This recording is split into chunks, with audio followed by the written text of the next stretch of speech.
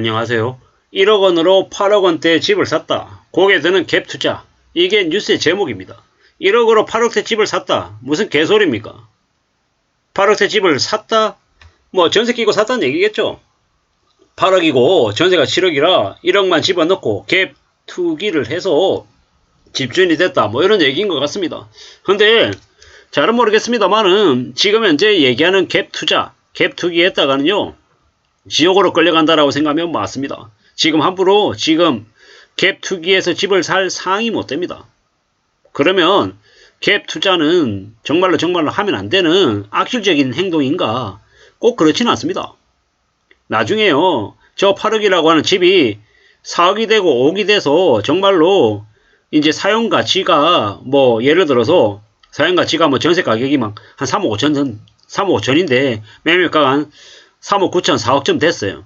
한 4, 5천만 원이면은 정말로 집을 살 수 있을 것 같아요. 사놓고 나중에 좀 지난 다음에 자기가 직접 들어갈 생각이다.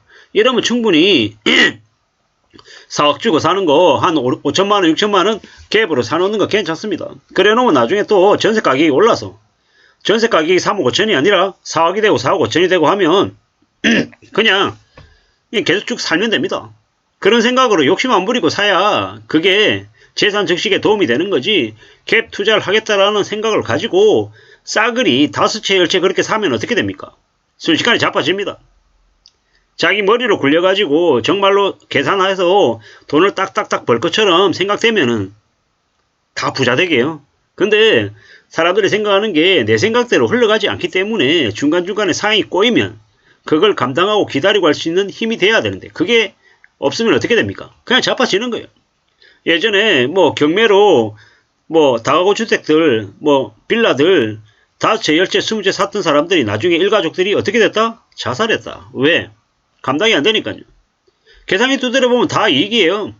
3천만 원 주고 샀는데 뭐 전세 가격이 뭐 4천만 원.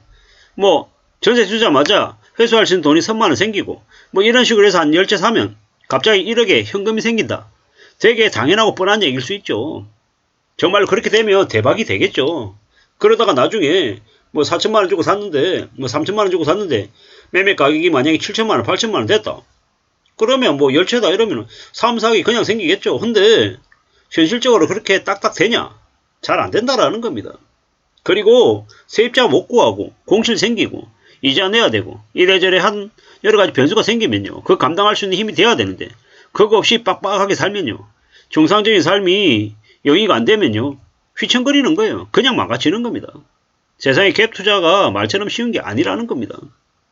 정말로 내가 그 지역을 잘 알고 있고 실제로 전세나 월세 수요가 되게 많아서 뭐 전월세를 빠지면 언제든지 채워지고 할 정도로 정말로 뭐 대기하고 있을 정도로 되게 여건들이 좋다. 근데 사람들이 매매는 안 하려고 한다.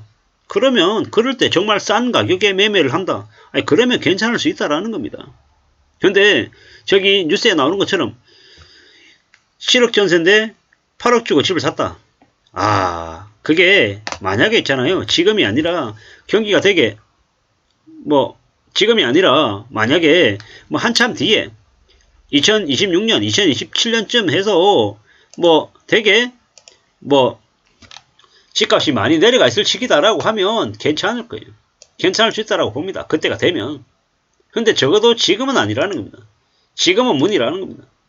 무리하게 사는 거는 정말로 뭐 좋은 모습이 아니다라고 말씀을 드리는 겁니다. 이래저래 우리가 살아가면서 생각할 부분들, 따져야 할 부분들이 여러 가지가 많을 거예요. 무리하게 뭐 크게 이렇게 도박하듯이 뭔가를 결정하는 것만큼 위험한 게 없다라고 저는 생각합니다. 그렇기 때문에 함부로 갭 투자 이런 거, 갭 투기 이런 거는 안 하는 게 좋겠다라는 겁니다. 특히나 지금은 아니다. 지금 2024년 3월인데요.